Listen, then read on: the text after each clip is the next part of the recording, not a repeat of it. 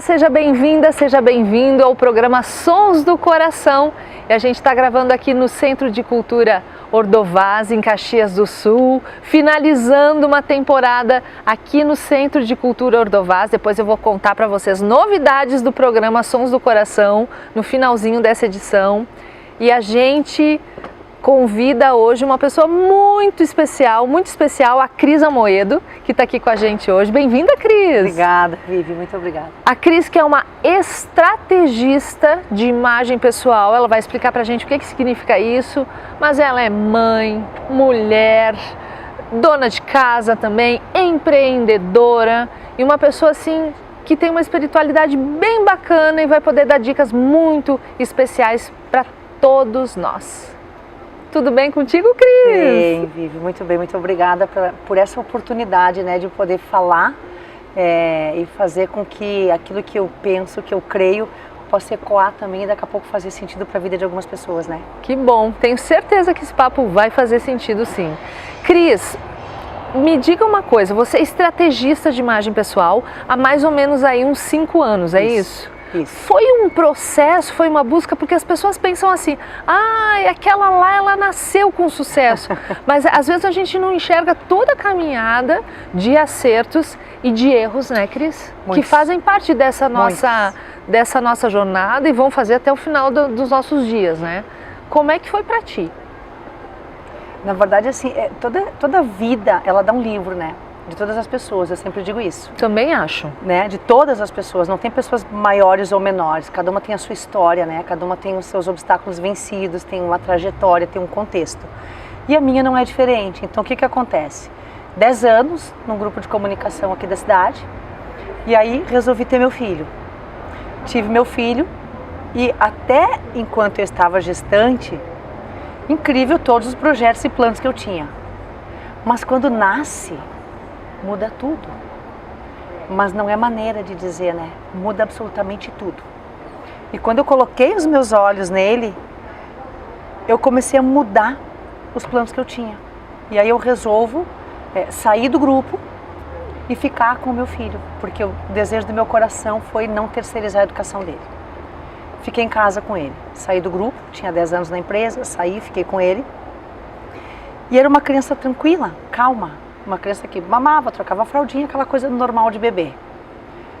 Só que eu sou inquieta, eu sou uma pessoa proativa, eu gosto do movimento, eu gosto da vida acontecendo. E começou a ficar estranho ficar em casa com ele. Quanto tempo ficou em casa só com o filho, Cris? Eu fiquei 4 anos e meio. Eu fiquei 4 anos e meio, inclusive amamentando esse tempo todo. Amamentando? Amamentando. 4 anos e meio ele amamentou no peito. E com pouco, ali 1 ano que eu estava com ele, eu já comecei a ficar muito inquieta. Eu disse, preciso fazer alguma coisa. Preciso achar algo para conseguir produzir junto com ele. E aí, criei um CNPJ. Eu disse, eu vou começar a vender roupa para as minhas amigas. Por quê? Enxerguei uma oportunidade na minha dor. Eu não tenho rede de apoio, não tenho mãe, não tenho sogra, já são falecidas. Então, eu não conseguia sair, Vivi, para comprar um sutiã novo. É bem assim. Não conseguia, não tinha assim. Como fazer isso. Porque saíamos eu, meu marido e ele. E ele ficava chorando demais e eu no provador. E aí o que a gente faz como mãe?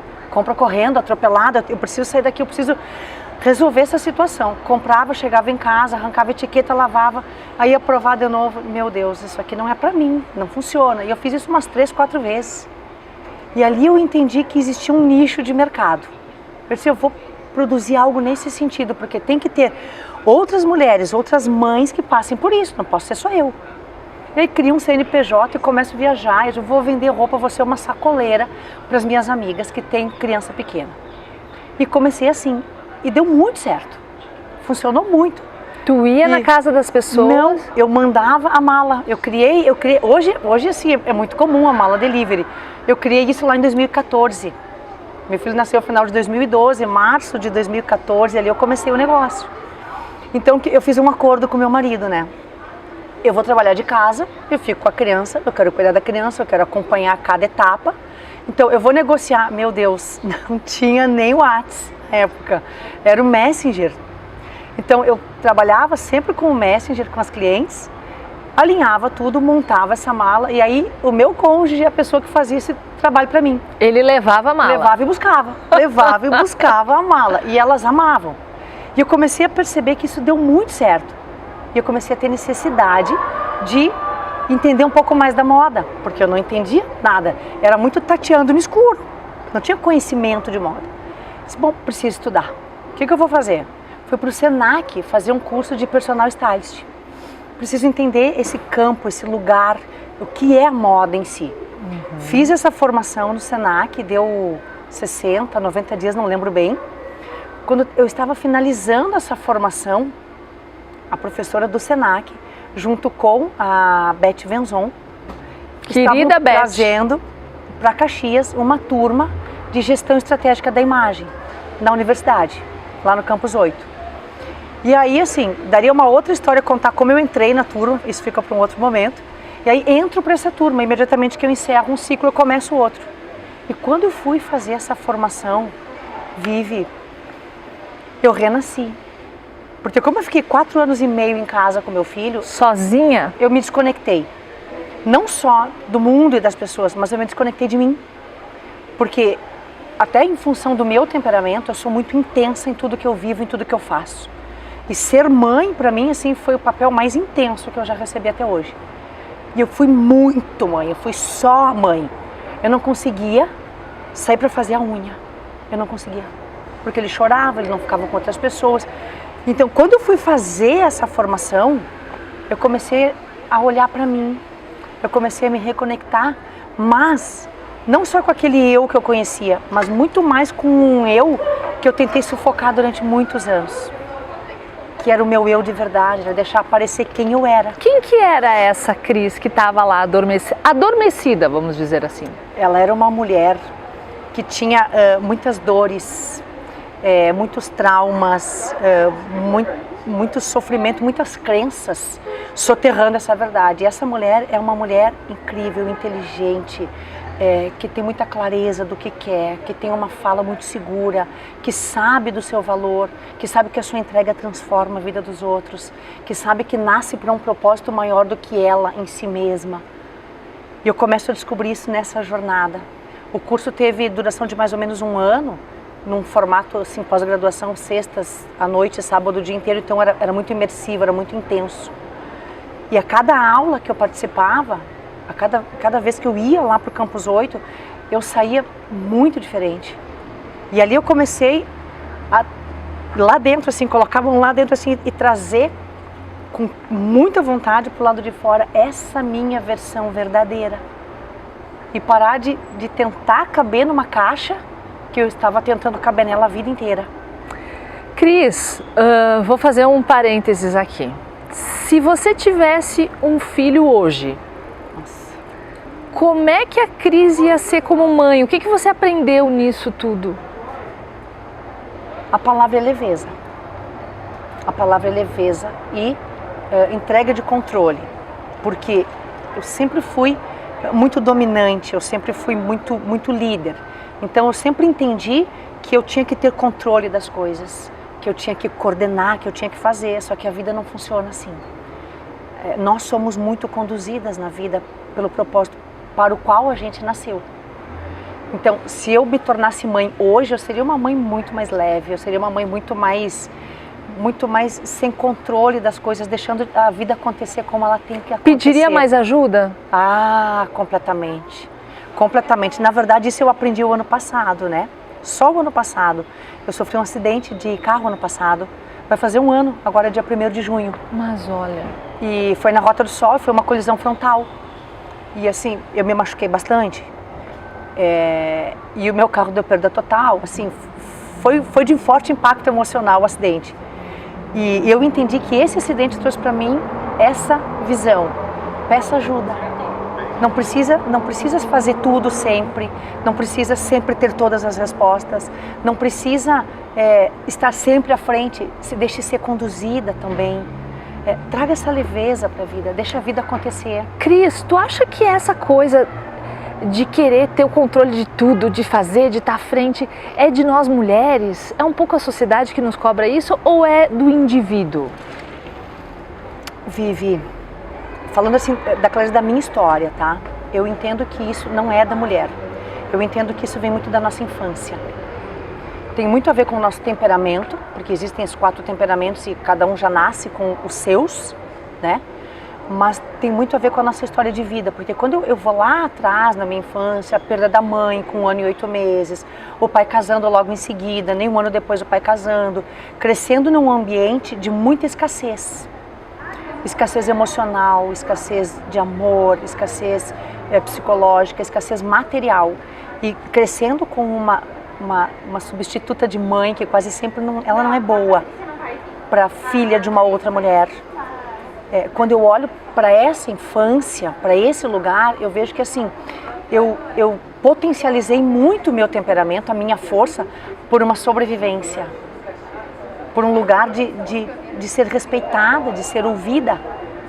E o que eu não me dava conta? Que eu precisei dessa força num momento da minha vida, mas chegou num outro estágio que eu não precisava mais. Só que ninguém nos diz assim, larga da força agora. Tá tudo bem, avança, volta pro teu lugar, para aquele lugar que é teu, que é da Cris, daquela mulher que nasceu, daquela menina, que tem todo um contexto para viver. Eu continuei agarrada nesse lugar de força e de liderança. Então, assim, querer estar no controle nada mais é que uma forma de proteção. Com certeza. Tá ecoando aqui, ó. Tá ecoando. Cris, e o que a moda tem a ver com tudo isso? E eu me lembrei agora você falando de uma frase assim, que a gente nunca leva alguém a um lugar que a gente já não foi. Exato. E você trabalha com mulheres. E se você quer levar elas para algum lugar, você tem que ter passado por uma jornada também, né? Certo. E a gente fala de moda, e moda às vezes para algumas pessoas pode parecer muito fútil, muito... Sim. Mas não é só a casca que a gente fala, não, né, Cris? É a alma, né? É um monte de coisa aí, né? Até porque eu adoro falar dos meus erros. Por quê? Porque daqui a pouco desperta para alguém que esteja no mesmo lugar. Eu falava, na época que nós fomos colegas, eu falava assim, tem 2 coisas que eu detesto, moda e vendas. Eu sempre falava isso. Eu moda falava e vendas. muito isso, sempre. E assim, é muito legal da gente entender que nós vamos alcançar o nosso destino, por uma via ou por outra, sempre vamos. E quando eu me torno mãe, eu acabo olhando para a moda, mas não é por acaso, eu não acredito no por acaso. Eu não acredito que aconteça assim, que sempre tem um sentido, sempre tem essa força, essa mão, esse amor do nosso Pai nos conduzindo para um lugar que é nosso. Por que a moda vive? Porque a moda ela é puramente comunicação. A moda fala de quem nós somos. O nosso cabelo, o acessório que a gente escolhe, as cores, a maquiagem, as roupas, os modelos, os recortes, o calçado. Tudo. Está falando de quem a gente é. Não tem como eu querer trabalhar com moda, eu entender sobre moda, se eu não entendo quem eu sou. Então, eu sempre digo que eu só consigo ter autoridade naquilo que eu já vivi, que é o que tu disse. Eu só consigo me colocar num papel hoje, numa profissão, onde eu posso ajudar mulheres a avançar, porque eu percorri esse caminho, eu avancei. Eu saí de um ponto para o outro, eu não parei, eu continuo e eu quero continuar sempre. Mas a moda, ela tem muito disso, ela nos descortina para nós mesmas. Ela é a nossa segunda pele. Ela é a nossa segunda pele. A gente entende, eu tenho uma fala que ela vem muito assim, de um som do coração, que a roupa, ela não pode cobrir a nossa nudez. Se ela só cobre a nossa nudez, ela é pesada. Ela tem que nos vestir. Porque quando essa roupa nos veste, ela fala de quem nós somos. Então eu não estou mais me escondendo. Eu estou de fato mostrando quem eu sou. Que lindo isso, Cris, que lindo. E hoje você trabalha como com as suas clientes? Você estava falando que é uma estrategista de imagem pessoal. Como é que se dá esse trabalho? Vive, toda profissão, ela vai nos levar para alguns lugares, ela vai nos desacomodar. Mas ela só vai se tornar uma verdade na nossa vida quando a gente de fato vive ela.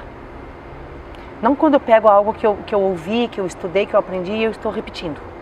Mas algo que eu estou dizendo para a pessoa, vem comigo, pode fazer, porque eu fiz. Porque eu conheço essa estrada. E trabalhar a estratégia de imagem, para mim, é exatamente isso. Hoje se fala muito da consultoria de imagem. Algumas pessoas torcem ainda muito o nariz para isso, como torcem para a moda, porque tem uma visão distorcida. Existe um paradigma que tem que ser quebrado ainda em relação a isso. E trabalhar a estratégia da imagem nada mais é, de uma forma muito simplificada, ajudar as mulheres a viver esse processo que eu vivi, colocar essa mão lá dentro com todo amor e dizer assim, eu vou trazer essa pessoa aqui para fora. A essência. Sem medo do julgamento e da crítica. Porque quando eu olho para mim, durante mais de 20 anos, eu lutei contra o meu cabelo. Eu conheci a Cris, quando a gente trabalhou juntas, ela tinha um cabelão, né, Cris? Sim. Liso, escorrido, preto, até aqui, Sim. né? E aí? Sim. E o que era isso? Era a minha armadura. Porque o que eu estava buscando, Vivi? Me colocando dentro dessa caixa, desse modelo, desse padrão. Ser amada, ser aceita, ser respeitada. E no meu entendimento, porque inconsciente coletivo faz muito isso com a gente entende que é por aqui, só que eu só entendi que é por aqui, não significa que de fato o caminho seja esse. E o que eu fazia? Como eu tinha esse entendimento, eu me colocava nesse formato, porque eu entendia que assim eu ia ser amada e respeitada, pertencente. E quando eu começo a viver esse processo, eu entendo que é justamente o contrário. Por mais que possa nos doer viver o processo, ele é libertador. Porque o que ele faz? Ele faz eu ser quem eu sou. Ele me coloca de fato com muita força e com muita potência num lugar que é meu. E eu não preciso pedir licença para ocupar um lugar que é meu. Eu posso simplesmente ir andando e ir ocupando esse espaço. Por quê? Porque ele é meu. E quando eu estou fazendo esse esforço todo para ser aceita, amada, pertencente nesse outro lugar, eu tenho que estar empurrando alguém para sair de algum lugar, porque esse lugar não é meu. Então eu quero ocupar uma cadeira que não é minha. E a estratégia de imagem, na forma que eu atuo, não é sobre, Vivi, hoje tu só pode usar isso, hoje teu cabelo tem que ser assim, hoje teu calçado tem que ser assim. Não é sobre isso. Isso é uma forma de prisão. E eu entendo que a estratégia, a consultoria de imagem, ela tem que nos libertar. É justamente ter uma profissional junto contigo que te pegue pela mão e diga, olha só, eu conheço esse caminho, a gente vai andar na tua velocidade, no teu ritmo, mas a gente vai avançar. E tu vai chegar no lugar que tu quer. Que é te comunicando de uma maneira que fala exatamente aquilo que tu quer que as pessoas leiam a teu respeito. Qual é o impacto desse trabalho na vida das mulheres? Pela tua experiência, Cris? Tu enxerga elas mudando, abrindo. Essa semana eu ouvi também uma coisa assim, só existe aprendizado quando tem brilho no olho, quando tu vê... Ai, aprendi porque brilhou. Você percebe isso? É difícil eu falar, sabe? Eu gosto que elas falem, porque a minha fala acaba me levando sempre para um lugar de quem está vendendo o seu produto, o seu serviço. Mas eu vou te falar da minha experiência enquanto pessoa, não enquanto profissional, olhando então daqui a pouco por uma outra lente. Elas renascem, elas desabrocham, elas voltam a viver entendendo que não precisa ficar num lugar pesado, que a leveza é para todas nós. Então, para algumas, a leveza é acordar 5 da manhã para fazer um babyliss no cabelo e para fazer uma maquiagem de alta produção e usar um salto 12. Para outras, a leveza é colocar um tênis e tomar um banho, bater o cabelo e ir para a vida. Porque é profundo, o processo ele é de imersão. A gente imerge, por isso que eu costumo dizer que eu tenho um tempo com essas mulheres, mas não existe um tempo fixo, porque cada uma vai demandar conforme o seu ponto onde ela estacionou na vida. Nós paralisamos nos pontos de dor. Quase sempre nós estamos paralisadas num lugar de dor. E eu preciso entender qual é esse lugar de dor que essa mulher está para ajudar ela a avançar. Algumas não conseguem usar algumas peças por causa da fala da mãe na infância. Quando tem tem uma entrevista que elas respondem para mim, aquilo às vezes é avassalador ler, sabe? Porque cada uma de nós tem a sua história, cada uma de nós tem as suas vitórias, cada uma de nós tem os seus desertos, tem os seus lugares de dor. E fazer um movimento para sair desse lugar precisa de ajuda. Sozinha a gente não avança, a gente tenta e para. E cada mulher, e homem, tá? Vou te dizer que eu tenho atendido muitos homens. Inclusive, assim, me surpreendi muito com algumas coisas que vem acontecendo. Eu estou atendendo um delegado. E normalmente a gente olha e diz assim, não, isso é coisa de mulher, isso está muito ligado com a vaidade, com a beleza. O homem hoje está se permitindo olhar para si também e viver o seu deserto. Eu chamo de deserto, passar por esse processo que vai desacomodar, que muitas vezes vai doer, mas que vai te fazer avançar. E é o ser humano também que se permite, né, passar por isso, o ser humano que se permite olhar a sua essência também, né, Cris? Quando as pessoas chegam para mim, Vivi, normalmente os homens vêm porque as mulheres presentearam, mas já teve homem que eu atendi, que ele fez, depois a esposa quis fazer. Sim, viveu o processo, mas quando a pessoa chega para mim, ela já chega muito cansada, muito esgotada, de tentar saber quem ela é nesse mundo de tanta informação e de tantos papéis. Então ela meio que desaba assim, quase sempre, e diz, eu não sei mais, eu compro. Uma das coisas que eu mais escuto, né? Eu compro. Eu tenho um closet lotado, eu tenho um guarda-roupa lotado. Eu nunca tenho o que vestir, eu não sei o que usar na hora de sair. Isso me traz dor, me traz sofrimento. Chega o dia do evento, eu entro num lugar de dor, porque eu começo a me debater, eu não sei qual é a forma que eu tenho que me apresentar. Eu não sei o que vai de fato mostrar quem eu sou e em qual pele eu estou confortável. Na primeira, muitas vezes eu não estou, mas na segunda, nesse momento, eu preciso estar confortável. Então, quando chega, para mim, já chega assim. E é muito rico, porque, como eu disse, eu vivi essa jornada, eu vivi esse processo, né? Não só com a moda, mas também com a inteligência emocional. Então, eu consigo olhar para essa pessoa e, de fato, me colocar nesse lugar de dizer, eu entendo o que ela está me dizendo, eu entendo o que ela está sentindo porque eu vivi isso. Que legal. Cris, e daí a gente estava falando do teu cabelo, e eu vou usar isso como exemplo também, aquele cabelo liso, moreno, né, cabelo preto, para esse cabelo crespo, grisalho, estava falando para a Cris que eu admiro ela de ter assumido os brancos também, aquilo começou a te incomodar, ter que estar naquele modelo, como é que foi isso? Eu comecei a cansar, eu não sou uma mulher de salão. Eu nunca fui uma mulher de salão, eu sou muito prática, a vida é dinâmica, eu gosto da coisa acontecendo rápido. E estar frequentemente no salão, alisando e pintando esse cabelo, começou a me deixar num lugar de muito sofrimento, de muita angústia, porque eu pensava assim, eu tenho o sábado para fazer minhas coisas. Eu vou passar o sábado todo sentada lá no salão. Isso não é para mim. E tá tudo bem para quem não é uma crítica. É que não é para mim. Exatamente, não era para mim. E isso começou a ficar pesado. E aí eu comecei a tentar fazer alguns movimentos de não alisar mais. Porque eu me alisei 20 anos, né, Vivi? Então, assim, antes da química chegar, eu já acordava às 5 da manhã para alisar meu cabelo. Com o quê? Com chapinha? Escova, sempre escova. Não, eu peguei a prática da escova, que eu fazia escova melhor que o salão. Eu escovava assim, tanto escovar. Todas as manhãs eu lavava e escovava o cabelo. Só que o que acontece? Em dia úmido aqui na serra, isso me trazia mais sofrimento, porque eu escovava, eu deixava ele lindo, maravilhoso, mas eu estava sabendo o que ia acontecer, então eu já estava num lugar de dor enquanto eu me alisava. Eu vou descer no prédio, quando eu pegar a umidade, eu vou me tornar a filha da Gal Costa, da Maria Bethânia, alguma coisa desse tipo, porque o cabelo fazia assim, ele se governa. A gente não tem controle sobre esse cabelo. E eu vivi isso, então assim, eu estava cansada de sentir essa dor. Tentei fazer alguns movimentos e comecei a peregrinar em Caxias por vários salões para alguém cortar meu cabelo e me ajudar a entender o que eu fazia com esse cabelo. Porque desde criança eu cresci ouvindo que o meu cabelo era ruim, que o meu cabelo era feio. Porque era crespo? Porque era crespo. Porque assim, é um padrão social muito forte. Era mais ainda na época. Então assim, esse teu cabelo não dá jeito mesmo. Nossa, faz qualquer coisa que tá bom.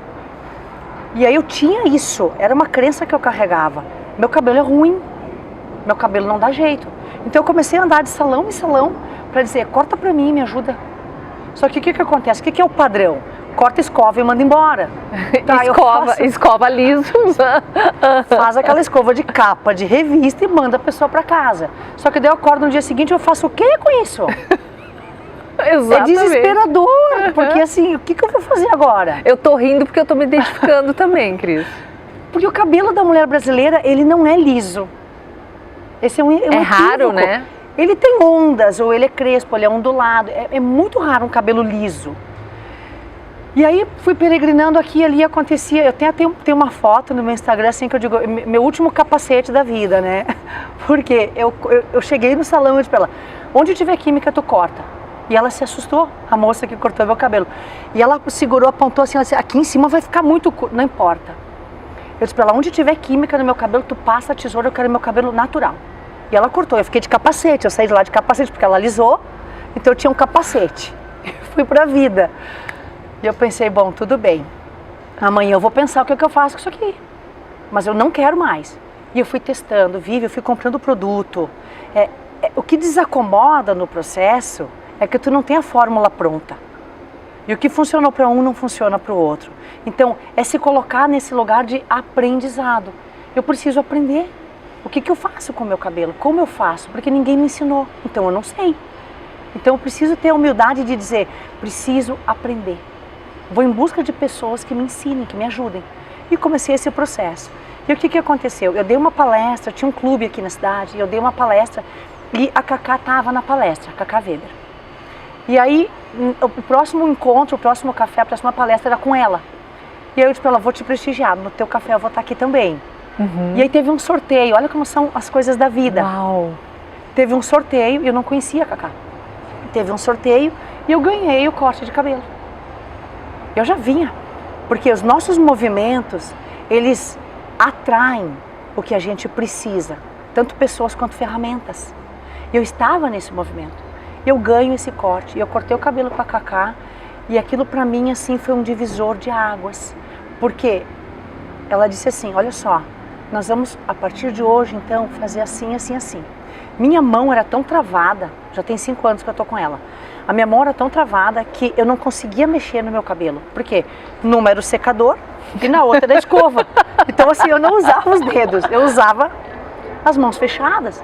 E eu entrei nesse lugar, ela começou a me ensinar a mexer nesse cabelo, a tocar, sentir a textura do cabelo. Tanto que, até bem pouco tempo atrás, quando eu chegava lá para cortar, e ela colocava a mão por baixo assim, ela fazia assim, vamos soltar esse cacho sem vergonha, e fazia assim. É desesperador quando a nossa emoção está doente. Porque começava a me dar um calor, um mal-estar, um sofrimento, a mão dela mexendo assim no meu cabelo. Porque eu pensava, eu vou ficar de novo com aquele cabelo daquele jeito, descabelado, armado. Não sou eu, não sou eu. Eu ainda não conseguia me ver, a minha lente ainda estava embaçada. Mas é não desistir do processo. E o grisalho, Cris, que também já é outra disruptivo. Coisa, mas completamente, né? E a gente te vê assim tão estilosa, né? E não percebe todo o processo. É legal tu falar disso. O grisalho, assim, eu tenho branco desde os 21. E era outro ponto, assim, de cansaço. Ai, gente, pinta de novo, aí fica aquela armadura, porque fica um cabelo muito pesado para quem eu sou. E eu não queria mais aquele cabelo tão preto, tão mortícia para mim. E aí eu chego, a primeira pessoa que eu falei foi o meu cônjuge, né? Eu disse assim para ele, querido, eu vou deixar meu cabelo branco. Ele levou um choque, né? Porque para a sociedade ainda é um choque a mulher dizer que vai assumir o cabelo branco. Porque ele está muito ligado com desleixo, com a mulher que não se cuida, com a velhice, exatamente. Cris, sabe que Exato. eu ouvi uma entrevista da Cláudia Raia, que ela disse assim, uma coisa que às vezes a gente não se toca, que cabelo branco não é sinal de velhice, ele é hereditário, é genético.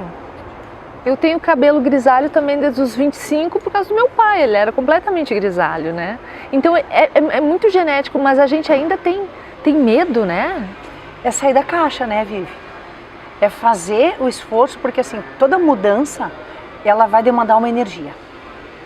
Então tem que se colocar no lugar de produzir essa energia interna, primeiramente.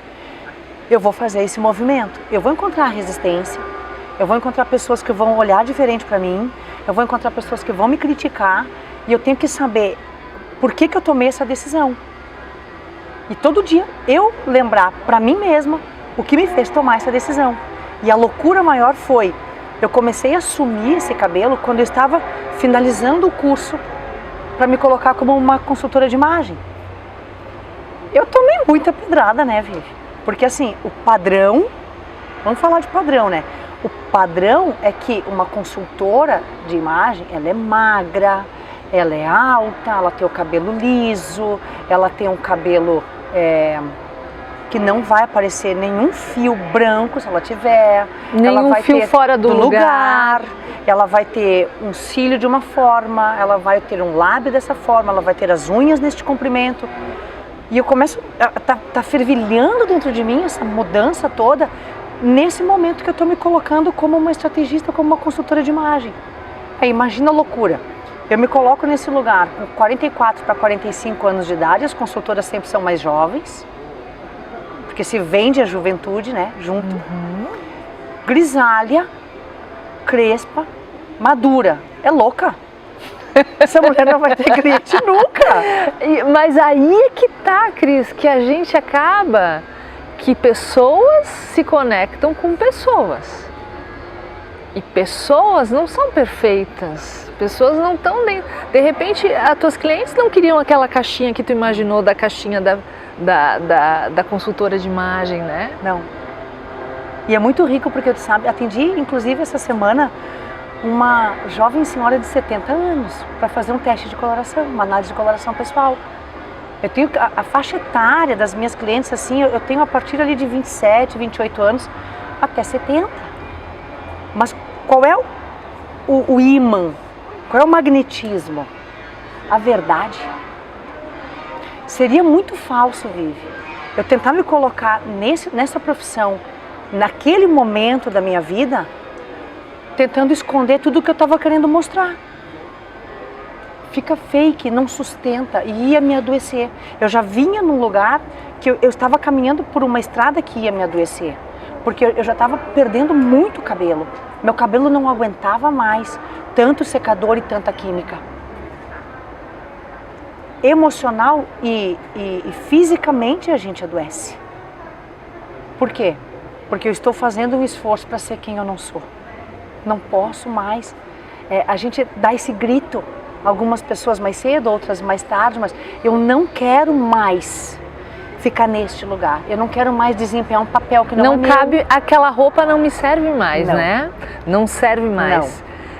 Cris, vamos falar um pouquinho também sobre a tua espiritualidade? Porque eu vejo nas tuas postagens também que tu dá uns toques também de fé, de esperança. Eu tenho inclusive um projeto, eu tenho dois projetos. Eu tenho dois projetos, né, que estão caminhando junto com a minha vida, porque é parte de quem eu sou. Eu tenho hoje, todas as sextas, eu tenho no final do dia um encontro de mulheres. De espiritualidade. Online? Não, presencial. Aonde? Presencial, na casa de uma amiga. Começou no meu escritório, ficou pequeno. Chegamos a 20 mulheres. Não cabia, não comportava mais lá dentro. Aí tem uma amiga que tem a casa bem espaçosa e tem uma parte assim ao ar livre também. Ela cede a casa dela para a gente se encontrar. É gratuito, é aberto, é para toda mulher que quer crescer. Que horas? Todas as sextas, das 18h15 às 19h30. Aonde? Todas as sextas. Na casa da Lilian. Na casa da Lilian. Fica no... Gente, eu nunca lembro o nome, acho que é Vila Verde. O bairro ali. Perto da BR-116. Isso, Vila Verde, é lá. Pois entre em contato aqui que a gente passa. E aí o que acontece? Esse é um dos projetos, ele já tem quase 1 ano e meio que ele vem acontecendo, ele vem crescendo, ele é lindo. E um segundo projeto, que é todas as segundas de manhã, eu quase sempre me atraso, é horrível isso, mas é verdade, mas todas as segundas de manhã, às 9h, eu tenho esse encontro online para as pessoas que não podem estar presencialmente, onde eu compartilho justamente isso, Vivi, a minha espiritualidade, aquilo que eu acredito, aquilo que me sustenta, aquilo que me alimenta, aquilo do que eu me alimento também. Você falou, Cris, numa força maior que nos conduz para aquilo que a gente veio fazer nessa vida, né? O nosso propósito. Você acredita nisso? Como é que é isso? Eu mais do que acredito, né, Vivi? Eu vivo, porque assim, quando eu olho para trás a minha história, eu tenho um divisor de águas, eu tenho um antes e um depois. E o meu antes era um lugar muito cinza, era um lugar de muito medo, era um lugar que eu estava muito perdida. E o meu depois, ele tem um nome, né? Tem um amigo, um grande amigo meu e do meu cônjuge, que ele encontrou com Cristo em algum momento da vida dele. Era o amigo mais louco, mais namorador, mais cachaceiro que a gente teve na vida. Era ele. Esse amigo de você? Esse amigo. Ele era assim, imagina esse cara assim, muito louco na vida. Era ele. E ele mudou muito. E ele começou a nos chamar para fazer parte de um grupo que ele tinha na casa dele, que era um encontro uma vez por semana. E ele insistia, e eu era muito resistente, porque eu tinha muito preconceito. E eu lembro de falas minhas, e eu adoro lembrar, porque assim, ó, é bom a gente olhar de onde a gente saiu, pra gente não voltar pro mesmo lugar. Visão. Não quero voltar de onde eu saí, nunca. E eu dizia assim, mas que coisa chata, eu não quero ir nesses grupos. Eu não preciso, o que eu preciso não é de Deus, é de dinheiro, é de resolver os meus problemas. Eu falava isso. E é tão bom porque assim, a nossa língua ela se torna de fato o chicotinho do nosso bumbum, né? Porque eu falava do que eu não sabia, o preconceito faz muito isso, sabe? Ele nos rouba muitas coisas e a gente acha que sabe o que está fazendo. E ele insistiu muito, um amigo muito precioso, porque durante um ano ele insistiu para que a gente fosse. E um dia ele me venceu no cansaço. Eu disse pro meu marido, olha só, eu vou ir, não sei se tu quer ir, eu vou ir só para ele parar de chamar. Eu não aguento mais. Eu vou, porque eu não aguento mais ele chamando para ir para esse grupo. Só que assim, Deus é lindo, né? Porque eu fui e nunca mais deixei de ir. O que aconteceu lá, O que aconteceu lá? Que assim, quebrou um padrão que eu tinha, um preconceito. Porque o que eles faziam lá? Eles estudavam a Bíblia, Vivi. Somente isso. Então eles ou cantavam, ou tocavam, alguém com violão, tocava alguma música e estudavam a Bíblia. E aquilo me deixou assim, alucinada. Porque quando eu era criança, eu morava no Cinquentenário. E eu venho da região sul do estado. E é uma região assim, muito estranha, quando a gente fala de espiritualidade. E eu me crio numa família que espiritualidade era uma coisa muito confusa para mim. E eu tinha um desejo, eu tinha uma sede de saber. E eu não ia para a escola ainda, então eu não tinha 7 anos de idade. Eu ia sozinha na missa. Eu acordava no domingo de manhã, eu ia na missa das 8 horas, em São Pelegrino. Porque eu tinha um desejo de saber o que é discípulo, o que é apóstolo. Belém, então Jesus nasceu aqui no Brasil. Eu tinha tudo isso de criança. Só que eu ia para a missa e eu entendia menos ainda. Porque eu sentava lá e aquele teto daquela igreja de São Pelegrino me colocava um pavor. Porque eu via tanta coisa estranha lá, mas eu ia. E quando eu fui para esse grupo a primeira vez, que eles começaram a falar de uma forma tão clara, eu disse, eu gostei disso. Era esse o lugar que eu queria ir, eu não sabia que existia. E ali eu comecei a mudar a minha vida, porque eu comecei a frequentar esses grupos uma vez por semana. E isso, Vivi, começou a clarear tudo aquilo que estava escuro para mim, porque eu entendi que eu não era um erro, que eu não era um problema. Porque uma criança que perde a mãe com 1 ano e 8 meses, ela sente o abandono. Hoje, depois dos meus processos de cura e da inteligência emocional, eu entendo que a primeira dor que eu senti na vida foi o abandono da mãe. Porque assim, eu tenho mãe hoje, daqui 2 dias eu não tenho mais a mãe. É muito dolorido, né? É disruptivo demais, né? Porque é um corte muito severo na história. E aí, na sequência, meu pai casa. E aí eu cresço num ambiente, como eu disse antes, de muita escassez. E essa figura materna eu nunca tive. Então, tu começa a trazer culpas também. E aí eu cresço com a comparação. Porque meu pai casou com uma viúva, e essa viúva já tinha uma Cristiane, mais velha que eu. Com o mesmo nome? Mesmo nome. E o meu pai tinha o meu irmão, que é mais velho que eu, e eu. Então eles já casam tendo 3 filhos, né? E aí o que acontece? Nós temos pouca diferença de idade, eu e essa minha irmã, essa irmã de criação. Então eu cresço com essa comparação e isso foi me matando. Porque assim, ela é bonita, tu é feia. Ela é inteligente, tu não aprende, né? Tu é burra. O cabelo dela, olha o cabelo liso e sedoso dela. O teu cabelo é ruim, né? O teu cabelo pode lavar até com sabão. O shampoo a gente vai deixar pro dela, é óbvio. Parece um exagero, mas essa é a minha história. Não posso tirar e nem colocar, ela é a minha história. E aí quando eu encontro com esse Cristo da Bíblia, nessas vidas, e vendo isso acontecer, eu digo, não, peraí, tem jeito pra mim? Eu não sou um problema, eu não sou um erro. Tem alguma coisa a mais aqui. E aí, conhecendo esse Cristo ressurreto cada vez mais, eu começo a entender quem eu sou. E aí começa internamente esse lugar de, ai, eu não quero mais ser essa pessoa, porque eu estou tentando ser quem eu não sou. Eu quero ser essa pessoa que ele disse que eu sou, eu quero ser essa pessoa que eu nasci para fazer alguma coisa na vida das pessoas, primeiramente na minha, mas na vida das pessoas, a partir desse lugar de dor. Saindo de um lugar de dor, Vivi, a gente se torna autoridade para conduzir pessoas que saiam do lugar da dor. É isso que eu acredito e é isso que eu vivo. O que é fé para ti, Cris? Fé. Tu é uma mulher de fé? Eu sou uma mulher de fé, porque fé, segundo a Bíblia, é a gente acreditar naquilo que os nossos olhos não veem. Então, assim, eu tenho muita fé, porque todos os dias, Vivi, eu acredito naquilo que os meus olhos ainda não viram, mas vão ver. Hoje eu já vivo o resultado da fé.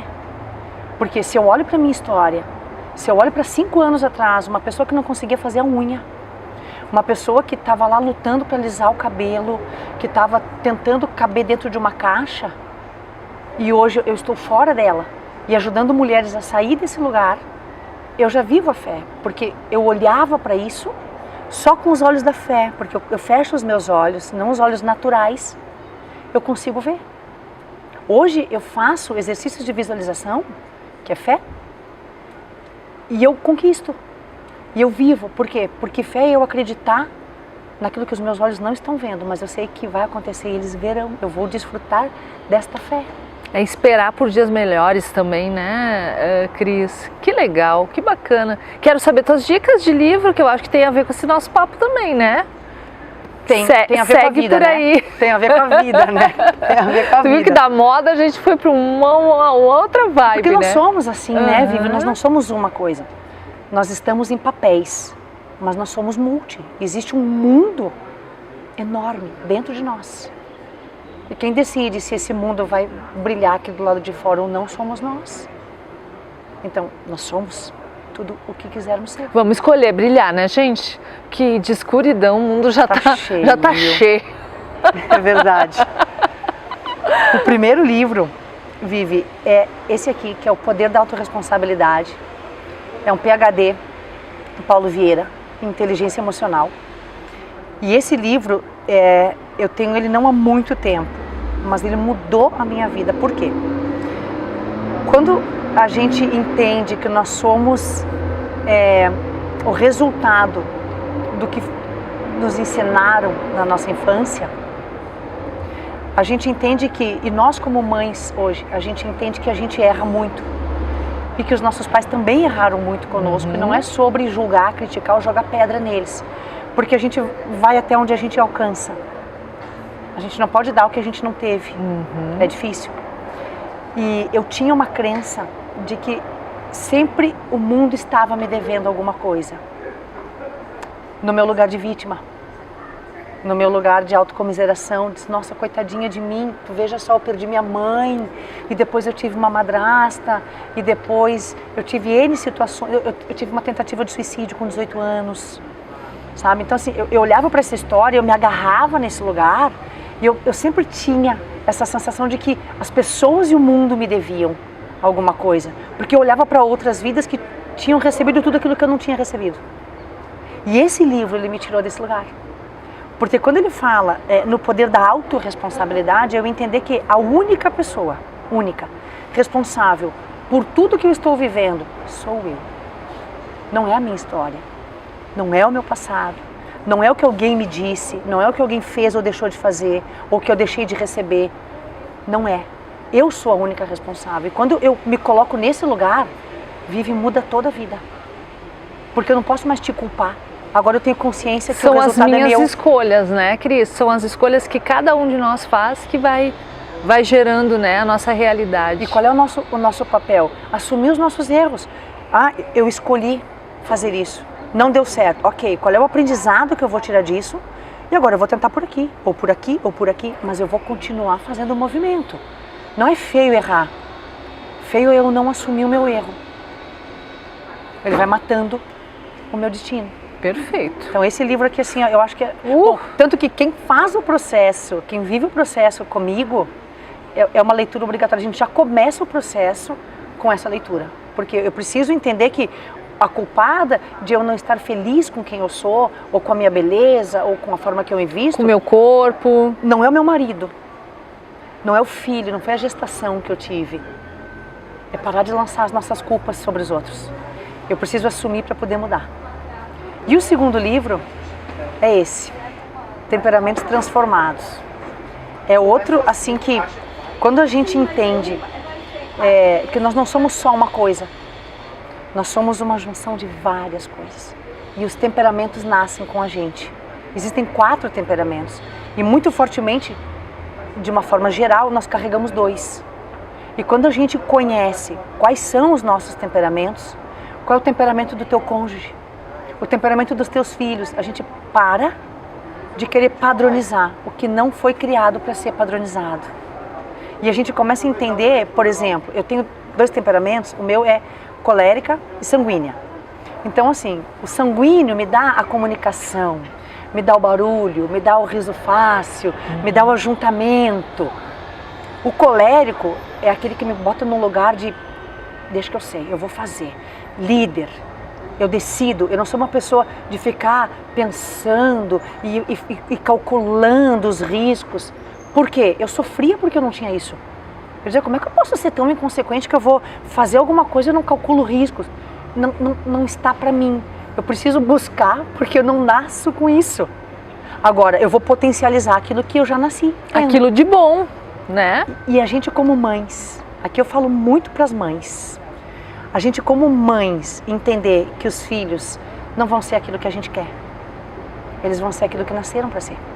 Então a gente precisa minimamente entender de temperamentos, o nosso e o dos nossos filhos, para que a gente possa respeitar e potencializar. Não dizendo assim, eu sou ótima em matemática, como é que tu não é bom com os números? Isso mata quem a pessoa é. Eu sou ótima e tu é ótimo, cada um em alguma coisa. Sem comparação, né, Cris? Sem comparação. Ai, que delícia! E o som do teu coração? O que está habitando aí no teu coraçãozinho agora, Cris? Nesse momento, assim, nós essa tarde de maio aqui, Centro de Cultura Ordovás. O som do meu coração, Vivi, ele é gratidão. Porque assim, Deus é tão perfeito, né? Olha só, quando a gente chegou aqui eu disse, eu amo Costela de Adão. Eu simplesmente amo. Eu amo estar ao ar livre do céu. E Palmeiras é algo assim que fala, mas fala muito comigo. Inclusive eu fui estudar sobre isso, né? Porque fala muito comigo. E falar sobre a minha verdade, falar sobre o meu caminho, contar um pouquinho para as pessoas de que é possível a gente fazer esses movimentos e que a gente tem que fazer o quanto antes para poder brilhar a nossa luz e a gente ser de fato quem a gente é nesse lugar contigo, ao ar livre, é o som da gratidão. Ah, a gratidão é nossa, Cris, olha bem. Eu nem chorei, hein? Olha bem, a gratidão é nossa e acho que esse programa é um programa muito simbólico dessa questão da gratidão.